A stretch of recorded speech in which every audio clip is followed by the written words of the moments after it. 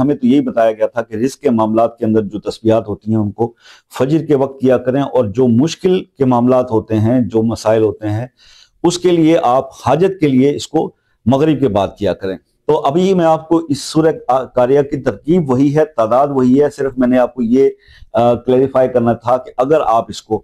رزق کے بڑھانے کے لیے پڑھنا چاہتے ہیں تو فجر کی نماز کے بعد 3 بار درود شریف، 3 بار درود ابراہیمی اور 108 بار سورہ القاریہ پڑھیں، پھر 3 بار درود شریف پڑھیں اگر رزق کے معاملات میں بہتری چاہتے ہیں، ٹھیک ہے، رزق کی تنگی کا شکار ہیں۔ اور اگر آپ کسی حاجت کے لیے اس کو پڑھنا چاہتے ہیں تو پھر مغرب کی نماز کے بعد آپ اس کو اول 3 بار درود شریف اور آخر 3 بار درود شریف اور 108 بار آپ سورہ القاریہ پڑھیں۔ اب یہ کتنے دن پڑھیں؟ تو میرے بھائی 21 دن آپ یہ کر لیں۔ کسی پرابلم کا شکار ہیں، کسی مشکل میں گرفتار ہیں، کوئی ایسا کام جو آپ سے اب کتنے ہی وظائف کرنے کے باوجود نہیں ہو پا رہا، تو اس کو اس کے لیے آپ پڑھیے۔